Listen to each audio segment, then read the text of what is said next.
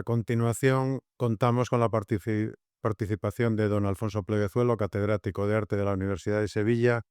uno de los grandes especialistas en la obra de Luisa Roldán, con multitud de aportaciones y nuevas visiones a lo que ha significado su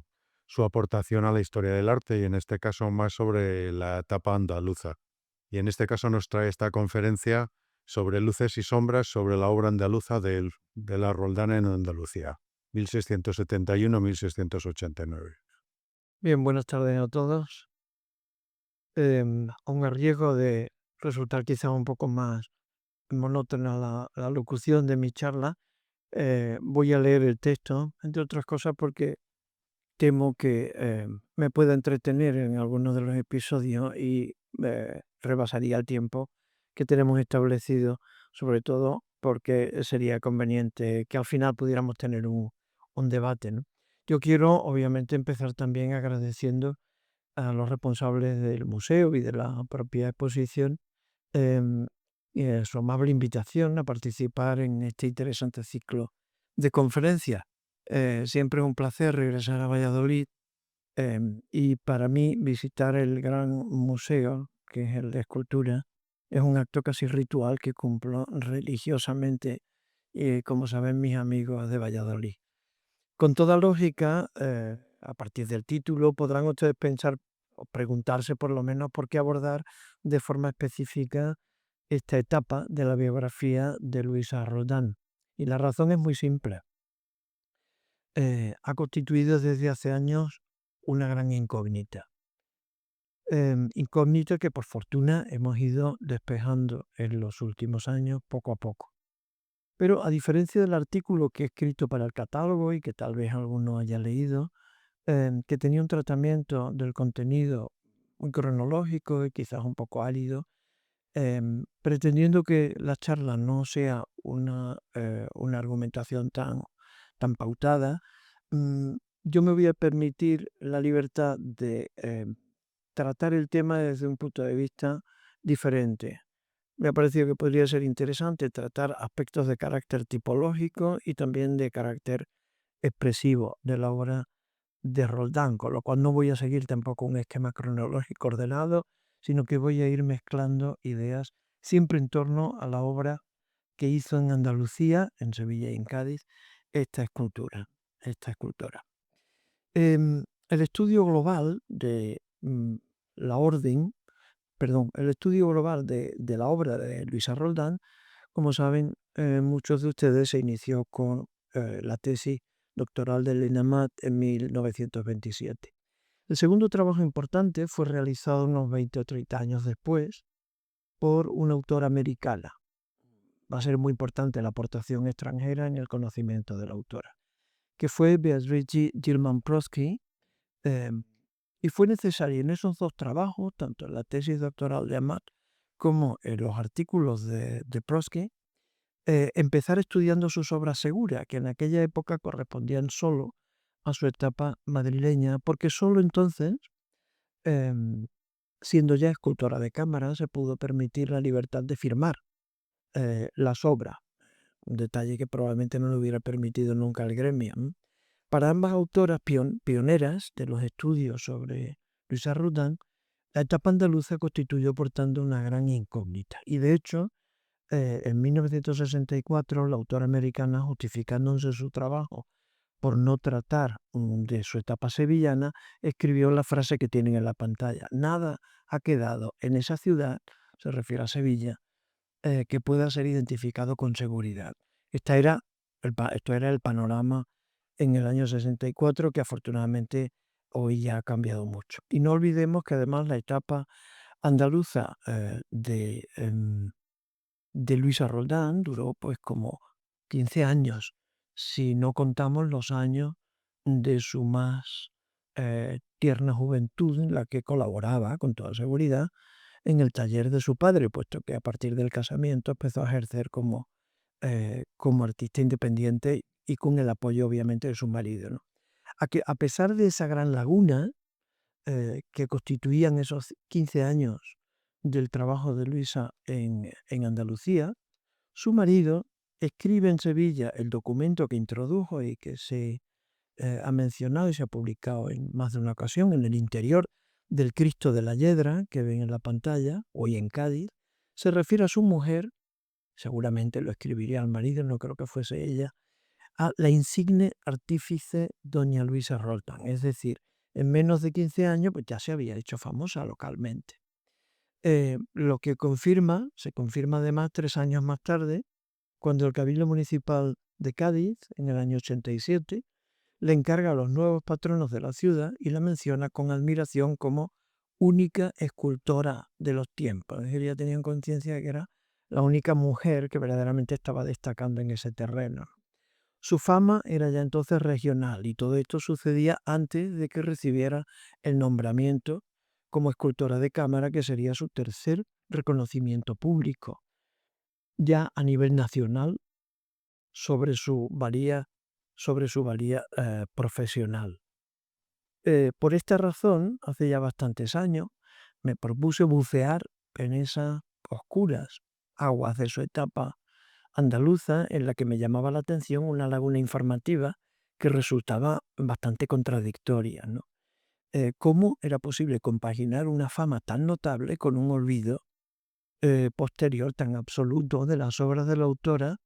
en las que tal fama debió asentarse? En los últimos 40 años, varios investigadores e investigadoras nacionales y extranjeros hemos podido ir sumando esfuerzos y datos sobre obras que poco a poco han ido llenando ese inexplicable vacío de su producción. Y era importante, por otra parte, conocer su lenguaje juvenil, marcado solo en parte, creo yo, por el estilo paterno, porque lo mantuvo, eh, como se comprueba en algunas de sus obras, hasta el final de su vida. Eso es lo que podemos pensar al contemplar, por ejemplo, este relieve de los dos, hoy perdidos lamentablemente, y solo conocidos por fotos antiguas, y por eso es en blanco y negro, que formaron parte de la colección de los duques de Cerclés, firmados y fechados en 1704, es decir, 2 años antes de morir. Y es curioso cómo 2 años antes de morir, la Roldana sigue tallando relieves con el estilo que había aprendido en su juventud. Pero si también creemos reconocer su estilo maduro, que hasta ahora hemos considerado más bien cortesano, es decir, el de la etapa madrileña, no podemos olvidar que las dos obras que regaló a los reyes en 1692 habían sido concebidas e iniciadas en Andalucía. No sabemos hasta qué extremo. Es probable que solamente serían unas ideas iniciales que después matizaría, porque duraron 5 años en terminarse y en ejecutarse. Una de ellas fue el Arcángel San Miguel luchando contra el demonio, que hizo para el Escorial y que hoy se encuentra en la Galería de las Colecciones Reales. La otra obra fue El Niño del Dolor, de la Congregación de San Fermín de los Navarros, que hoy podemos ver afortunadamente en esta exposición. Escribía Luisa en 1692. Hace 5 años que se trabaja en hacer la imagen del ángel y la del niño Nazareno. Por tanto, las dos obras que habrían sido iniciadas en 1687 fueron iniciadas cuando el matrimonio todavía residía en Sevilla y son, sin embargo, dos esculturas de una madurez absolutamente extraordinaria. Esto nos plantea la primera de las sombras, o por lo menos el primero de los temas que tenemos bastante oscuros por ahora en la producción de Luisa Roldán, y que solo voy a dejar aquí, como otras cosas, simplemente señalado. Y ese problema es diferenciar, si ello fuera posible, su estilo andaluz y su supuesto estilo madrileño. O formulamos el asunto de otra manera, como una pregunta. ¿Podrían ser también andaluzas algunas de sus obras que se conservan desde antiguo en Andalucía, que están sin documentar y que a veces consideramos madrileñas? Algunas de ellas las vamos a ver en esta charla. Hay una posible obra muy temprana que he atribuido, quizás un poco osadamente, pero lo hago con sinceridad, a Luisa Roldán, que es la imagen de la Virgen del Reposo, la patrona de Valverde del Camino, que es un pueblo importante de la provincia de Huelva, que fue encargada, y eso lo sabemos ahora, después de haber publicado la pieza, fue encargada en 1671 por María Alonso, una rica, devota, local, y que tuvo un éxito tan arrollador que ya el 8 de agosto del 72, es decir, menos de un año después, los cabildos eclesiásticos y secular de la villa decidieron que había que nombrarla la patrona de la localidad, como todavía sigue siendo. María, en esta imagen, sostiene a su hijo sobre el regazo y señala con su pecho aún descubierto,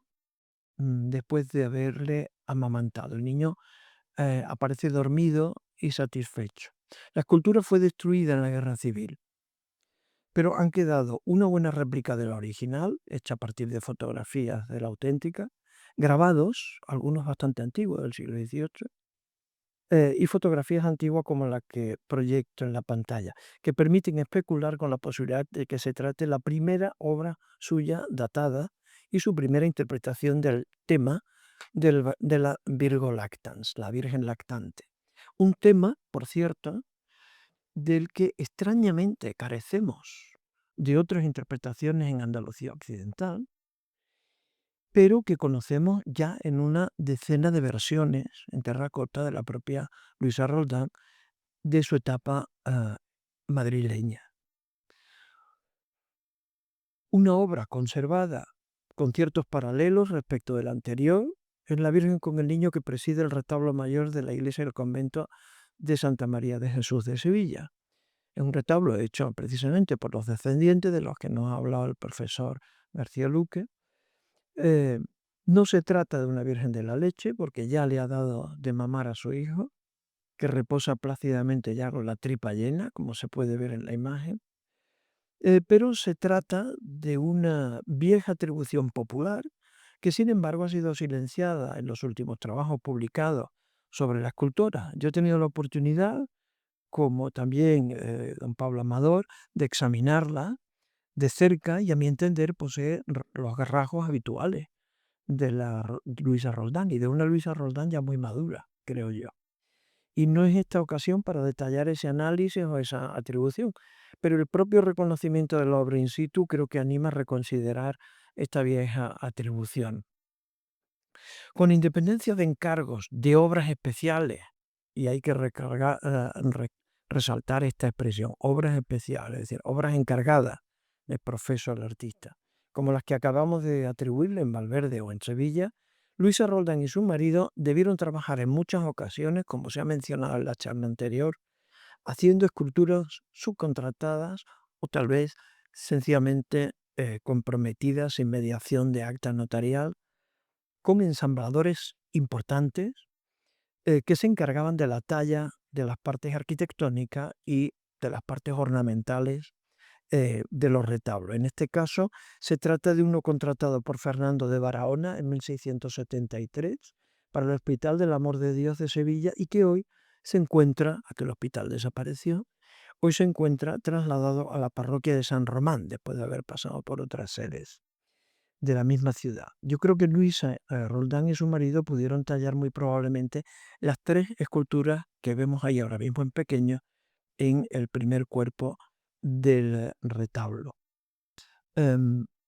Aquí las vemos un poco mejor, son San Fernando, el Arcángel San Gabriel y en el centro la Virgen María con el niño en sus brazos. Esta última nos parece especialmente interesante en su composición. Lamentablemente las tres obras están repolicromadas y han perdido gran parte de su atractivo original. La nube a la izquierda de esa imagen, la nube de querubines, la disposición diagonal del manto que se repite en la obra que vemos a la derecha, procedente de una antigua colección sevillana y obra que fue dada a conocer en una casa de subastas alemana en 2021 y que hoy forma parte de las colecciones de la National Gallery de Washington, vemos que se trata de una versión del mismo tema muy similar en composición a la de la parroquia de San Román de Sevilla, aunque la obra de Washington conserva una estupenda policromía original que aumenta el enorme atractivo que ya ofrece por su estilo maduro. La expresión melancólica de María, el dinamismo que le dan al conjunto las cabezas inclinadas en sentido opuesto de las dos figuras y la expresividad del niño Jesús hacen pensar en una cronología algo más avanzada que la obra anterior. Muy poco después de entregado ese retablo, el mismo Francisco de Barahona emprende la obra de otro para el convento, hoy también desaparecido, de Nuestra Señora de la Encarnación de Belén, de Sevilla, un retablo que más tarde sería trasladado al convento de Santa Ana de la misma ciudad donde hoy se encuentra. Fue contratado en 1675, es decir, inmediatamente después del anterior, y entregado en el 77. El estilo de la joven Luisa Roldán se identifica nítidamente en las imágenes de San Elías, San Eliseo, San Joaquín y San José. La última de estas presenta paralelos muy evidentes con otras versiones del mismo tema, en las que Luisa parece haber creado una especie de patrón muy singular, muy particular, aunque con variantes en los matices expresivos. La imagen de San José con el niño de este retablo resulta por ello de una enorme utilidad a la hora de hacer comparaciones con otras de este mismo tema que también atribuimos a Luisa Roldán y con las que comparte numerosos rasgos. Y ello permite concluir que a pesar de la variabilidad, esta autora siguió un modelo iconográfico bastante reconocible en este asunto y en otros, como espero también mostrar más adelante. Son varias las imágenes de San José con el niño que se le atribuyen con fundamento, con independencia de que la disposición de la túnica y el manto varían algo en cada caso. Expresivamente todos ellos responden a dos modelos diferentes y nos atenemos un poco a la expresión del rostro, sobre todo de San José. Una expresión seria y algo melancólica, como la que vemos en la pantalla. A este grupo pertenece la que hemos mostrado antes del convento de Santa Ana, la que ven en la pantalla que se conserva en el convento de Santa María de Jesús de Bormujos, en Sevilla, aunque procede del convento de Santa Catalina de Osuna, y 3 o 4 ejemplares más que no voy a cansarle con demasiadas imágenes, pero a ese mismo grupo pues también pertenece este San José que está en la Catedral de Salamanca, tal vez donado por un canónigo de aquella sede que lo había sido antes de Sevilla y que tal vez llevara consigo a Salamanca este pequeño grupo de oratorio. Un grupo aparte forman las primeras versiones talladas en madera en las que San José muestra, al contrario de las anteriores, una misma risueña expresividad eh, propia de las obras de Luisa Roldán que interpretará después en su etapa de Madrid. Son los casos de la imagen conservada en la parroquia de Nuestra Señora de Gracia de Camas, junto a Sevilla, que es la que tienen en la pantalla, obra que también ha perdido su policromía original, y el que se encuentra en la iglesia parroquial de San Bartolomé, de la misma ciudad. Así como la que considero su versión más lograda en este tema, la conservada en el convento de Clarisas de Nuestra Señora de Belén de Antequera, en la provincia de Málaga, que tal vez sea una obra ya ejecutada en su etapa cortesana y que pudiera haber llegado a Andalucía por circunstancias que se desconocen porque no queda documentación, al menos conocida hasta ahora. Aunque no deberíamos descartar totalmente, como antes adelantaba, que pudiera ser también una obra del final de la etapa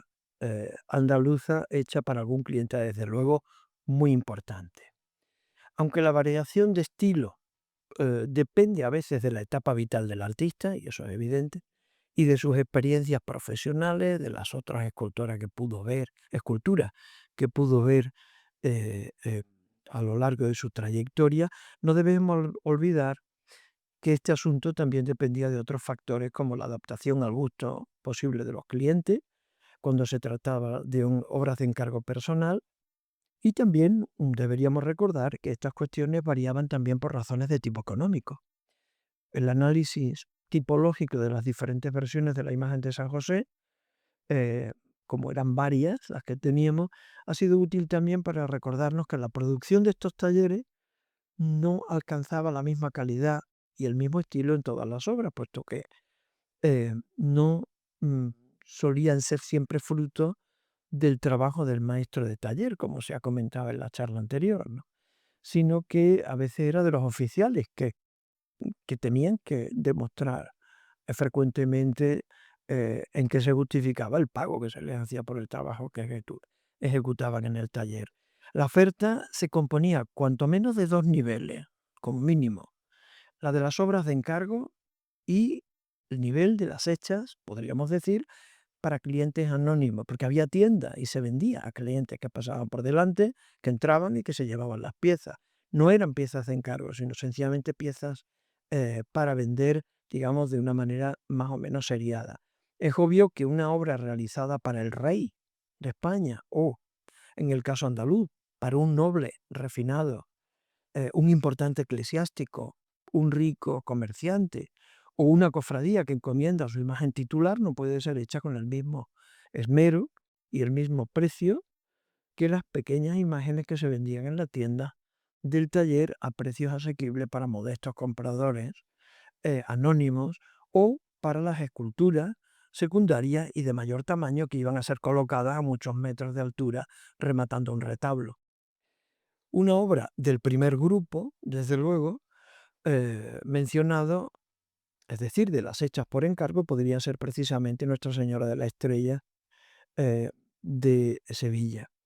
Hace ya décadas fue atribuida a Luisa Roldán por González Isidoro, una hipótesis después ratificada posteriormente por un gran especialista en la Roldana, como es Lorenzo Alonso de la Sierra, en el año 2007, y habiendo estado adjudicada tradicionalmente al célebre Juan Martínez Montañés, la nueva autoría sugerida parece que no convence a todo el mundo, empezando por la propia hermandad, ¿no? Em, Incluso parece que tampoco ha convencido a algunos especialistas que siguen ignorando esta obra en su monografía. En mi opinión, sin embargo, yo creo que se trata de una indiscutible obra de Luisa Roldán. Es una imagen dolorosa muy original dentro del ámbito sevillano, como otras obras de esta misma artista, y totalmente compatible con los tipos físicos que ella prefería. El parecido, por ejemplo, del rostro con el Niño del Dolor de San Fermín de los Navarro, a pesar de la evidente diferencia de las cejas, em, resulta particularmente revelador. Su datación podría ser cercana en torno a 1675, que sería una obra relativamente temprana para este nivel de madurez, pero al menos ese es el año en que la vieja y decadente Hermandad de la Virgen de la Estrella se fusiona con la potente, entonces pujante por lo menos, Hermandad de Jesús de las Penas, cuyo titular hemos visto proyectado en la charla anterior. La Virgen de la Soledad, que Luisa Roldán regala antes de irse a Madrid a los frailes franciscanos mínimos de Puerto Real, no tiene los mismos rasgos, no son idénticos a los del anterior, pero sí son otra versión de sus habituales fisonomías. Tampoco hay por qué pretender que todas las imágenes de un escultor o una escultora sean exactamente iguales, porque sobre todo en escultores de este tardío naturalismo es muy probable que tuviesen distintos tipos fisionómicos preferentes y que fuesen compaginándolo. Si comparamos esta segunda imagen, que concretamente está perfectamente documentada como obra de la Roldana, y la comparamos con una de las piezas extraordinarias que tenemos en la exposición, que es el Niño Pasionario, que fue del convento de Alcobendas y que hoy se encuentra en Granada, el paralelo resulta bastante llamativo, lo que nos hace pensar que tal vez no fueron tan diferentes como hasta ahora habíamos pensado las maneras de trabajar del artista en sus etapas andaluzas, puesto que la imagen de la Virgen está hecha en Andalucía, y las maneras que utilizó en la corte, que debió de ser, por supuesto, el niño nazareno que vemos al lado, ¿no? Y es posible que simultaneara distintos lenguajes, como antes hemos leído, con esos relieves tan roldanescos que hace 1704, ¿no? En todo caso, algunas obras de muy notable importancia debieron realizar ella y su marido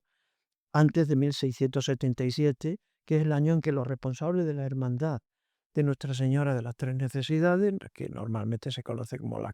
Hermandad de la Carretería, deciden encargarle el conjunto completo de las figuras y los medallones de relieve con que debían completar su paso procesional, cuyas enormes andas tallaría el ensamblador de retablos Cristóbal de Guadix. Con independencia de la compleja historia material de este conjunto, que ha tenido muchas intervenciones, parece que hay un acuerdo entre los especialistas en considerar la obra de Luisa Roldán, la imagen de San Juan Evangelista, cosa de la que yo no estoy totalmente convencido, pero en cualquier caso es una obra muy buena y eso nos haría pensar. Y todo el resto del paso, excepto el Cristo, obras que revelan un estilo muy cercano a Pedro Roldán, con el que el escultor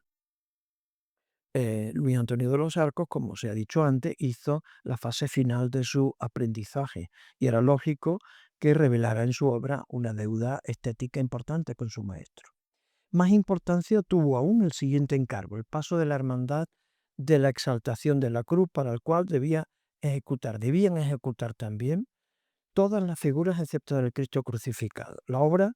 se concierta en junio del 78, 1678, y a pesar de los cambios múltiples, por cierto, experimentados por el conjunto a lo largo de los años, hay unanimidad en que los medallones de relieve, los 4 ángeles pasionarios y también los 2 ladrones son de Luisa Roldán. Las expresiones de los gestos de los ángeles son un claro precedente de los que poblarán más tarde el monumento eucarístico que Luisa Roldán hace para el monumento eucarístico de la Catedral de Cádiz. Y también tiene una clarísima relación con la multitud de ángeles mancebos que aparecen en los grupos de terracota que ella hace durante su etapa madrileña. Los casi desnudos, las casi desnudas figuras de Dimas y Gestas serían, si fuesen de Luisa Roldán, eh, de lo cual también tengo alguna duda, em, serían un excelente testimonio de los notabilísimos conocimientos de anatomía masculina de Luisa, logrado a pesar de las limitaciones que el gremio y la propia academia de la que su padre era docente imponían a las mujeres para ejercitarse en esta materia, en la cual obviamente no estaban permitido el acceso a las salas de la academia y forzosamente tenían que practicar en el ámbito doméstico. Yo me imagino en algunas ocasiones a Roldana tomando como modelo al propio Luis Antonio de los Arcos desnudo para hacer, porque era el único desnudo que medianamente estarían toleradas a contemplar, ¿no? En cualquier caso, está claro que son de Luisa Roldán todos los medallones ovalados que completan el paso. Son de una delicadeza verdaderamente espectacular. Y también es curioso porque su sentido escenográfico, al ser escenas, tienen una curiosa relación estilística con algunos de sus posteriores grupos de terracota que hace en Madrid, ¿no? La delicadeza de la talla en los detalles muestran en los detalles, parece que lo confirma todo esto, ¿no? El resto de las figuras del paso, todas ellas de vestir, podrían deberse a Luis Antonio y manifiestan, como las del paso anterior, una notable calidad, aunque con importantes cambios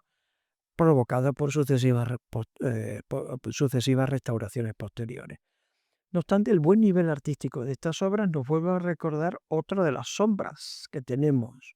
y que se ciernen sobre la obra de este taller familiar, como es la necesaria tarea de discriminar con cierta seguridad entre la forma de trabajar de Luisa Roldán y la de su marido, Luis Antonio de los Arcos.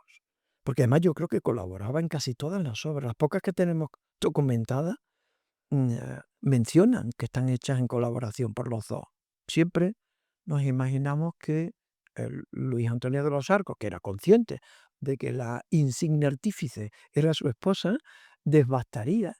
las esculturas a partir tal vez de modelados o de dibujos de su propia mujer y sería ella la que las concluiría, aquellas que concluía, porque otras probablemente las concluiría su propio marido, que yo creo que es el caso de algunas de estas figuras de paso. Em, en cualquier caso, yo no creo que Luis Antonio de los Arcos, que por supuesto no era su policromador, como tantísimas veces se había dicho, era su hermano, cuñado de Luisa Roldán, pero creo que tampoco era tan mal escultor. En principio no se ven torpes las esculturas, se ven, creo yo, algo distintas de la de su mujer, con un estilo desde luego mucho menos cuidadoso y menos original, pero no parecen esculturas malas. Y una prueba de ello, la diferencia entre los dos estilos, es que estas dudas que nos producen estas esculturas que están en la pantalla, que nunca hubiéramos atribuido a Luisa Roldán si no fuera porque hay un documento que dice que las contrató a su marido, estas son claramente obras de Luisa Roldán, ¿no? Hay 3 piezas en Sanlúcar de Barrameda que son verdaderamente, a pesar de ser imágenes de vestir, es decir, que solamente tenemos las manos y las cabezas, em, son 3 esculturas que a mí me parecen sensacionales. La primera, de la que tenemos noticia segura, data precisamente de 1680 y es una imagen para vestir de San Juan de Dios que se documentó en 2007, lo documentó Antonio Torrejón y fue identificada más recientemente por Moreno Arana y Romero Dorado. Llama mucho la atención en este tipo de obras que hace Luisa Roldán la delicadeza y el realismo que da a estos personajes de una edad ya madura, representando la piel, que ya ha perdido la tersura de la primera juventud, y que reflejan sus inflexiones. Cuando se le pone la luz rasante, hay una cantidad de pequeños volúmenes que llaman mucho la atención, ¿no? Em, y se percibe casi la estructura ósea subyacente, ¿no? Y eso es de alguien que conoce muy bien la anatomía y alguien que observa con mucha meticulosidad el natural. Es una pena, lo he pensado en muchas ocasiones, digo, es una pena que los escultores barrocos, a diferencia de los italianos, los españoles, a diferencia de los italianos y de los franceses, apenas tuvieran ocasión, y yo creo que eso es culpa de sus propios clientes, eh, para cultivar el retrato profano, porque probablemente hubieran dejado obras muy notables y muy probablemente también favorecidas por ese apego al naturalismo que seguía imperante en la Sevilla de la segunda mitad del siglo XVII. Otro posible modelo tomado del natural parecen reflejar otras 2 obras que se le han atribuido certeramente y que también se conservan en Sanlúcar de Barrameda, en la provincia de Cádiz. Una de ellas es el San Francisco de Asís, que está en el convento de Regina Angelorum, una obra que atribuyó certeramente en 1991 Sánchez Peña. La otra, publicada recientemente también por Moreno Arana, guarda una clara relación con las 2 anteriores y representa a San Buenaventura, obra también vestidera que hoy se encuentra en la iglesia del antiguo convento de San Francisco de la misma localidad gaditana. El modelo en este caso es un individuo más joven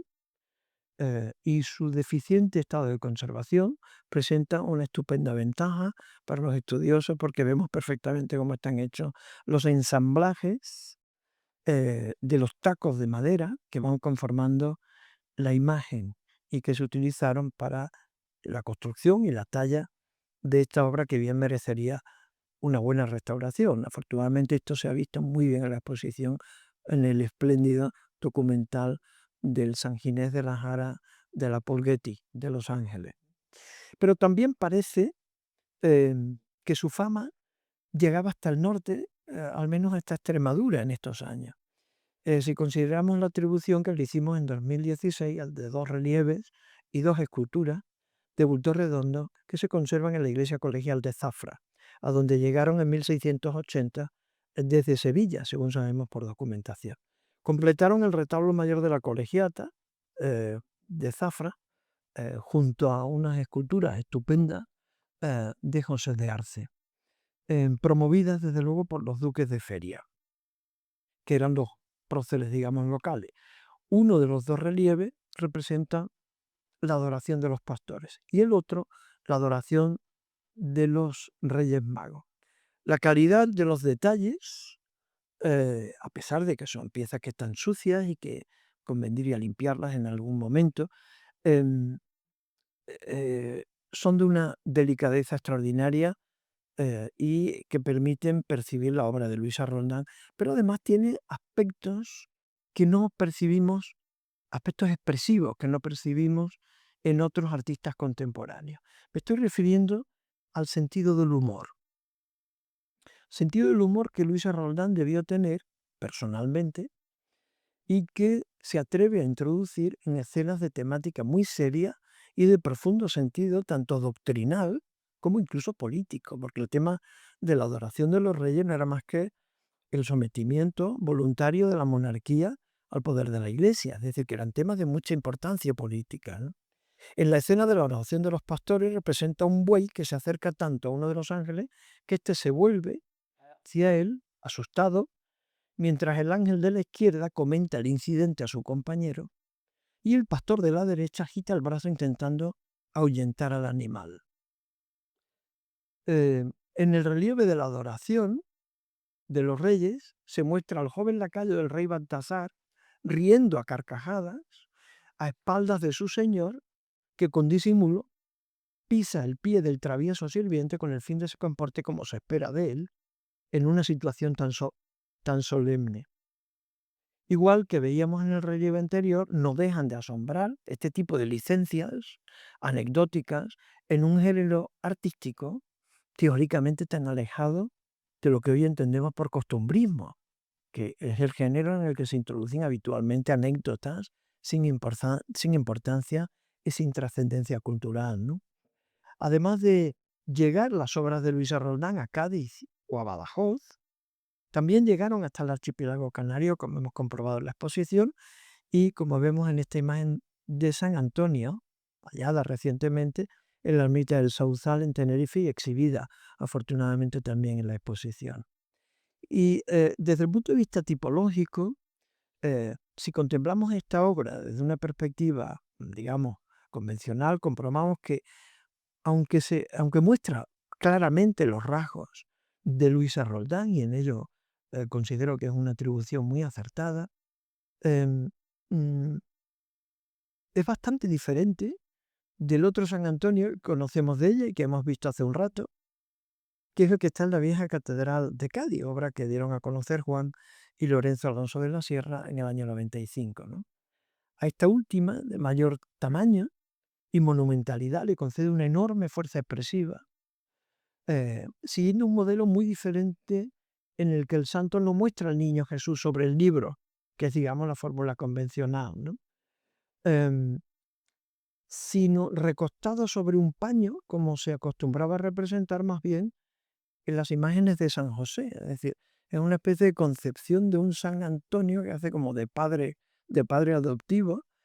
y aparece sencillamente sosteniendo al niño encima de su pañal. Y esto confirma que Luisa Roldán no siempre seguía los mismos modelos, tenía una capacidad y una versatilidad extraordinaria para hacer cambios e incluso a veces innovaciones, ¿no? El seguimiento de patrones cercanos o de seguimiento de modelos parecidos, se percibe, sin embargo, en algunas imágenes de San Miguel en las que a veces casi repite el modelo, como sucede con el que ha sido recientemente identificado por Miguel Ángel Ortiz y que estamos ahora estudiando, datado en 1687, hecho para el retablo de un pequeño hospital también de Zafra. Se ve que dejó buen recuerdo con el retablo de la Colegiata y recibió un nuevo encargo. Si lo comparamos con el que ya conocíamos, conservado en el Royal Ontario Museum de Toronto, a la derecha, es muy evidente el paralelo compositivo, a pesar de pequeñas diferencias en los detalles y en la politomía, más o menos conservada por fortuna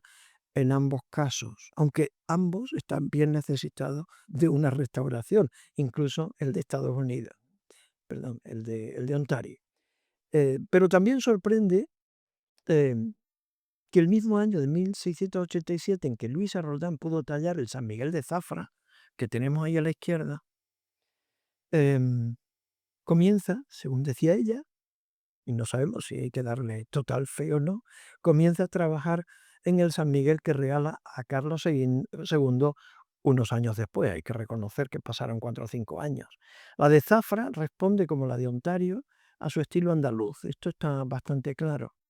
No se confundiría con las de su padre. Tenemos algunos, San Miguel de su padre, pero no tienen nada que ver. Em, pero son de un estilo claramente anclado en la tradición andaluza y que no tienen nada que ver con los modelos,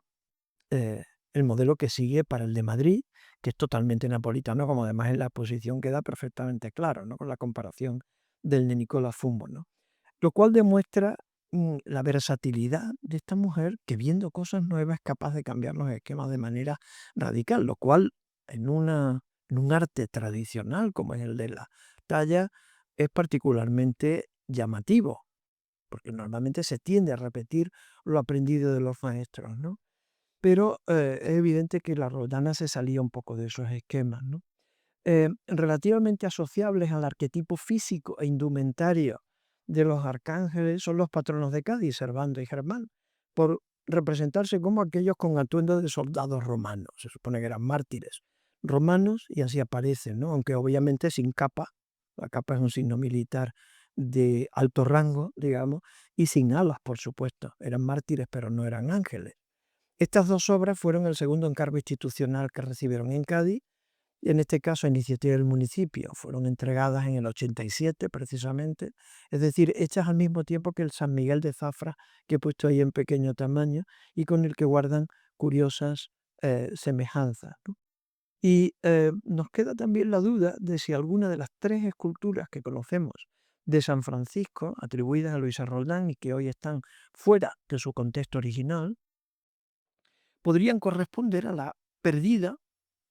del retablo de la iglesia parroquial de San Miguel de Sevilla, obra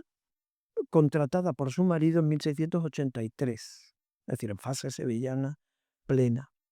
La única de tamaño natural, imaginamos por el tamaño de la iglesia de San Miguel, que debía ser un retablo grande, y probablemente las imágenes serían de tamaño natural, la única de tamaño natural es la que se conserva hoy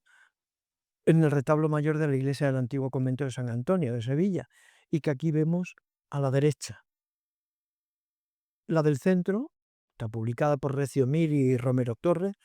está en Santa María de Estepa, aunque sabemos que fue llevada desde Sevilla hasta esa localidad de la provincia. Recientemente ha aparecido una tercera imagen, San Francisco de Asís, claramente asignable desde luego a Luisa Roldán, que se conserva en la parroquia de la Asunción de Huévar, del Aljarafe, dada a conocer por Sánchez Peña y que hoy podemos disfrutar en la propia exposición, ¿no? Como podemos comprobar, las tres tienen multitud de rasgos comunes. No he puesto las fotografías completas para no disminuir el detalle de la parte superior, pero para la parte inferior son también exactamente iguales. Se ve que seguía un mismo arquetipo en estas imágenes. Y también en la interpretación del Ecce Homo sigue nuestra escultura un modelo relativamente constante, aunque con matices también muy diferentes. De los tres, solo hay uno datado, que debe ser el más temprano, que es el llamado en Cádiz el Cristo de la Hiedra. Sin duda la interpretación más expresionista, diría yo, porque verdaderamente de un dramatismo muy, muy especial. Fue obra concebida inicialmente como un busto de medio cuerpo, aunque tuvo tal éxito posterior que, como saben, se creó una cofradía para rendirle culto.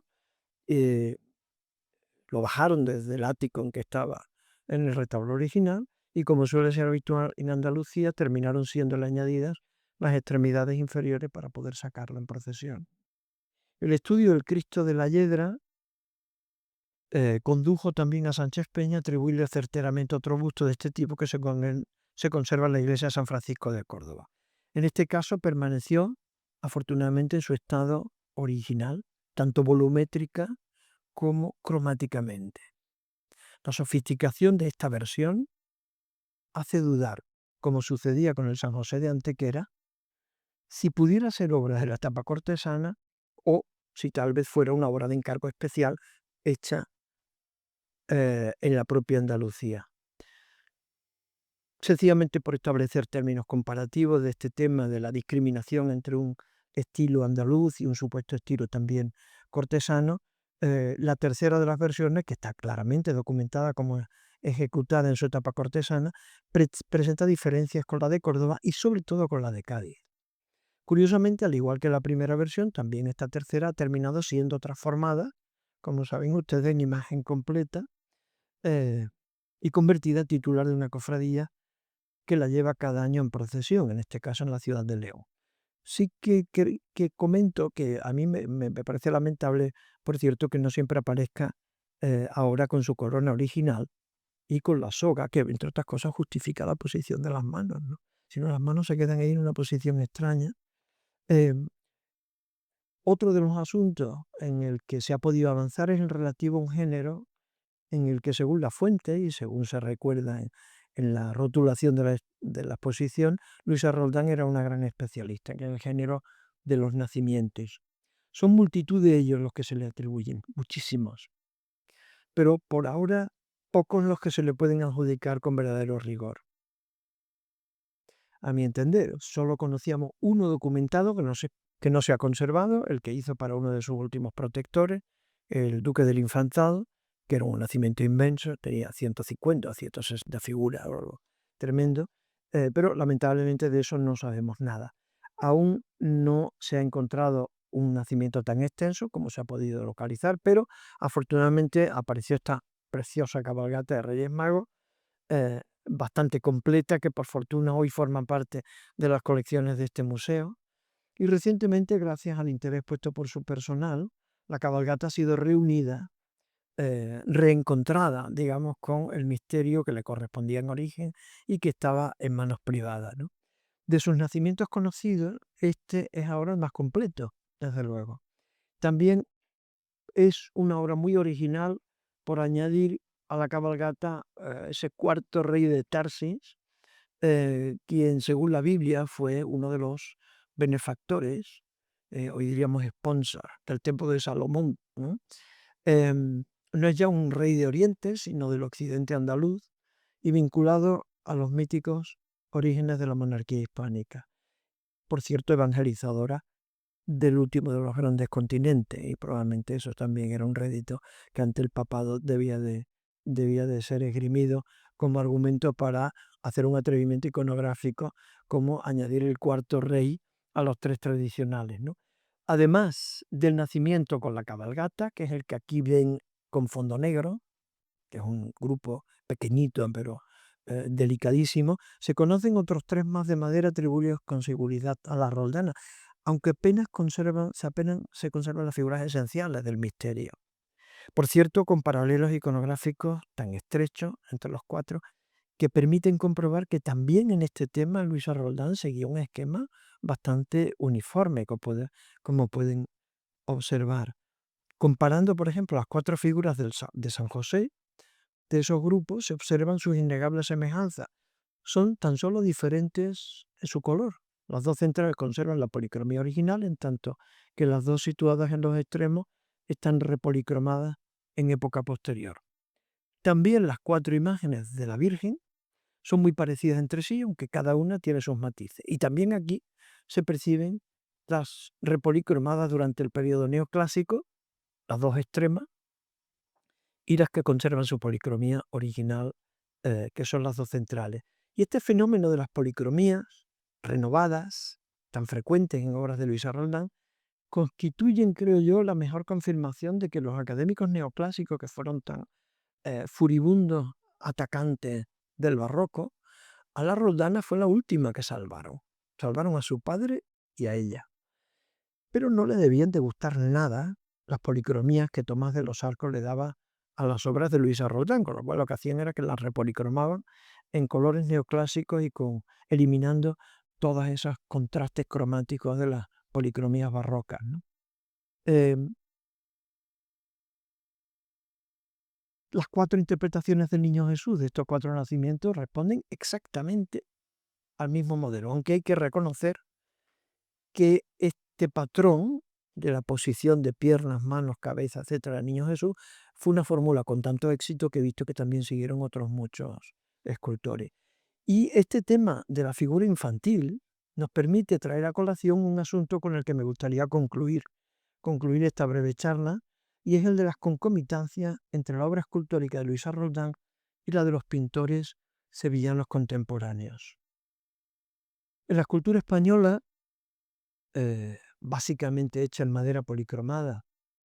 la relación con la pintura es particularmente trascendental, ¿no? Eso es obvio, ¿no? Sobre todo cuando se compara con otros países occidentales en los que la gran escultura, pongamos por caso Francia o Italia, se hacía en piedra, mármol o en bronce, ¿no? yo creo que ya tenemos todos muy claro que nuestra escultura es obra no solo de un escultor, sino de un escultor y un pintor. Una observación detenida, simplemente, de la vitrina, de la exposición en la que está expuesta la cabalgata, ya te deja perfectamente claro las horas que Tomás de los Arcos debió emplear en la policromía de esas figuras, que no creo que fuesen menos de las que pudo hacer la Roldán en la talla de la figura. Ya en 2009 se estudió en qué medida los pintores sevillanos del naturalismo se vieron influidos por los escultores de la misma ciudad. La ocasión para analizar este asunto tan importante la brindó la exposición Lo Sagrado Hecho Real, comisariada por Xavier Bray en la National Gallery de Londres. En el Museo del Prado, por otra exposición, que es aún visible y visitable, ha abordado muy brillantemente el fenómeno contrario, la vertiente pictórica de nuestra escultura.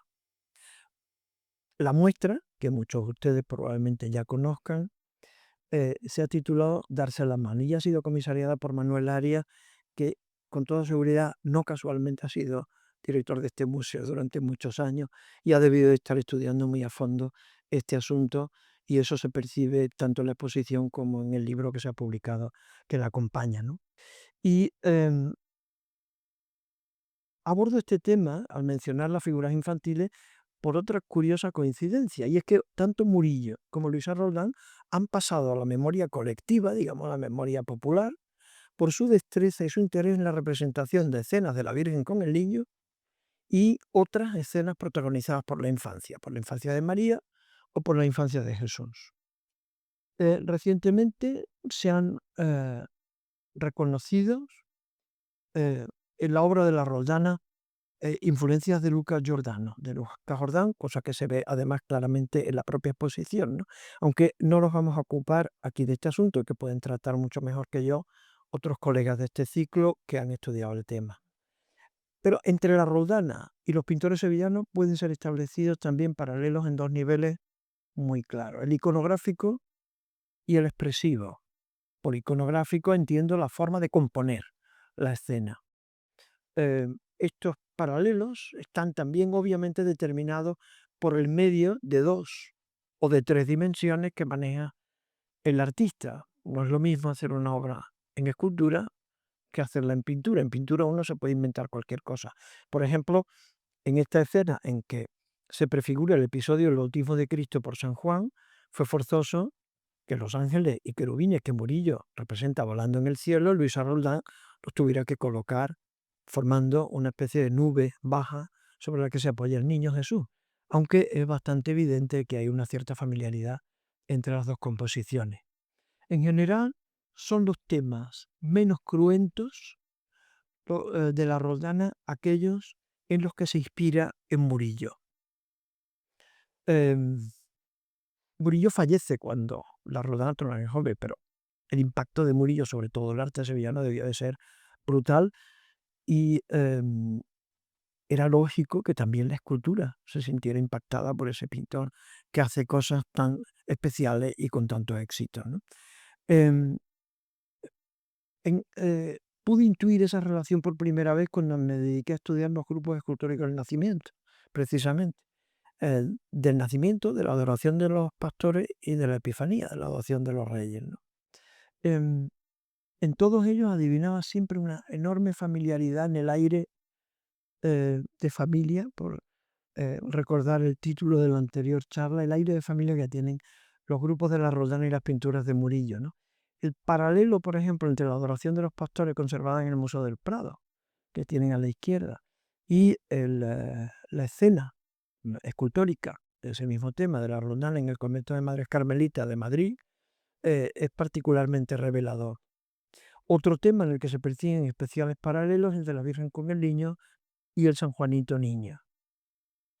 Por ejemplo, el conservado en Chicago eh, y el cuadro de Murillo del mismo tema que se encuentra en la Pollock House de Glasgow. Tanto en la composición de la figura como en la propia policromía, que no es la habitual en la Roldana. Esa túnica blanca normalmente suele ser una túnica roja. Aquí, sin embargo, es curioso que lo hace igual que el cuadro de Murillo. Xavier Bray señaló también en su momento la semejanza entre la Virgen con el Niño y Santa Rosa de Viterbo, que tienen a la izquierda, de Murillo, en el Museo Thyssen, y el grupo de la entrega de la cruz a San Diego de Alcalá, conservado en el Museo Victoria Alberto de Londres. El cuadro suele presentarse siempre como una iconografía creada por Murillo y el grupo de terracota, cuya iconografía no vemos en otros artistas, salvo en Luisa Roldán, pudo ser igualmente una creación de ella, basada en la obra de Murillo e inspirada también en algunas de las varias biografías publicadas sobre el santo que tanta devoción tuvo en la corte española. Otros grupos de la Virgen con el Niño también muestran paralelos compositivos muy evidentes, como la terracota del convento de las Teresas de Sevilla y el cuadro Murillo de la Virgen con el Niño de pie, que se encuentra en las colecciones del Rijksmuseum de Ámsterdam. Está muy claro que la Roldana y Murillo compartieron una misma sensibilidad e hicieron un mismo esfuerzo, en ambos casos colmado por el éxito, de acercar los misterios de la fe a las gentes del común, a los ciudadanos mm, normales, digamos, situando a los personajes divinos en un contexto totalmente humano, cercano, doméstico y natural. De forma que aún hoy, a pesar de los drásticos cambios de la vida contemporánea respecto de la España del barroco, sigue transmitiéndonos emociones, paz, serenidad, consuelo, tal y como pretendían en su época. Yo creo que estas comunicaciones, estas sensaciones han sido en gran medida el éxito de esta exposición, sobre todo cuando uno pasea por la exposición y escucha los comentarios de los visitantes, ¿no? Comentaba Boyle sobre los niños de Murillo que, cito literalmente, poseen una gracia más carnal que divina. Y es un comentario que es también perfectamente aplicable a los niños de Luisa Roldán, como este del Museo de Bellas Artes, que se trata de una cabeza de un San Juan Bautista niño, que está en la exposición, resto de lo que debió ser una figura completa con el cordero que la acompañaba, como atributo. Es obra que consideramos segura de Luisa, no solo por los rasgos faciales eh, de la figura habituales en su obra, sino sobre todo por ser tal vez la que mejor representa la risa infantil, expresión inusual en el arte religioso barroco español, y que solo hemos visto dentro del contexto sevillano en la obra de esta escultora y de Bartolomé Esteban Murillo. Realmente ellos dos fueron los artistas en los que la risa era representada con absoluta naturalidad, lo que hasta ese momento solo era frecuente en el arte holandés y en el italiano, comunidades nacionales, por cierto, muy presentes en la vida sevillana de la segunda mitad del siglo XVII. Pero hay otra parte del espectro expresivo de Luis Roldán que nunca compartió con Murillo.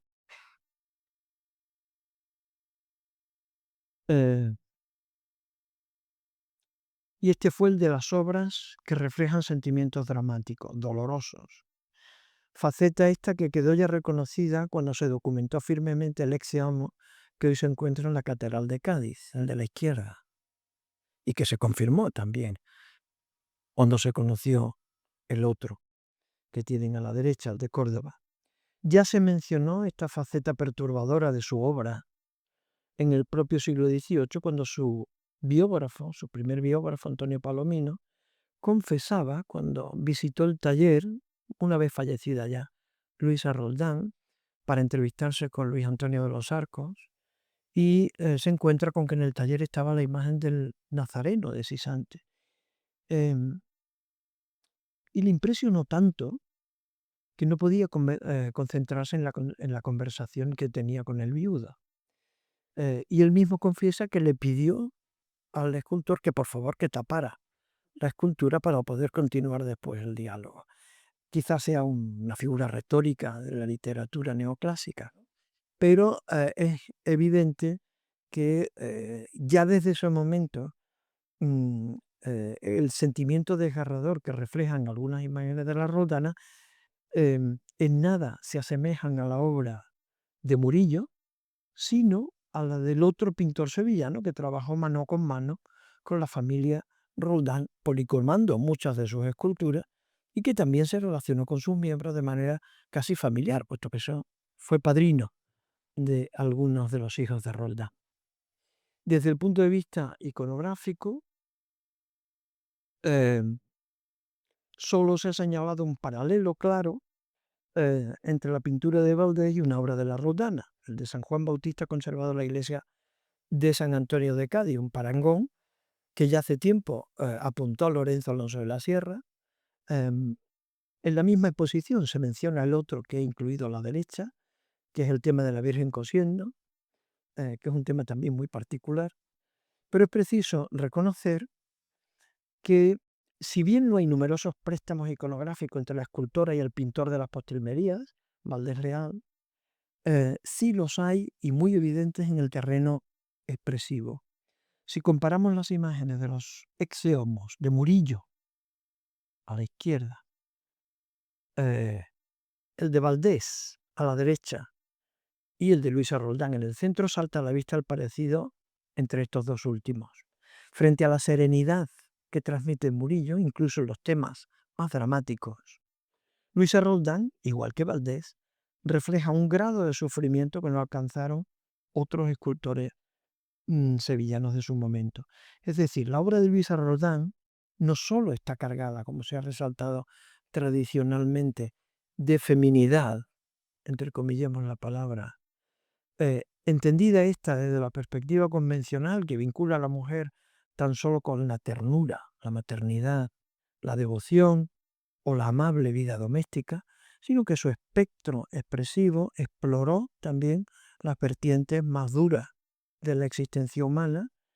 y sin que ello oscureciera en su obra esa otra faceta que representa la alegoría consciente y el sentido del humor que hemos mencionado hace un rato, que no es más que el reflejo de un pensamiento inteligente y que en cierta forma, y eso era un rasgo de valentía por su parte, era considerado entonces como algo irreverente, crítico y revulsivo. Pero todo esto se percibe muchísimo mejor que en esta modesta presentación en la obra de Luisa Roldán, que todavía por suerte podemos contemplar en directo en la estupenda exposición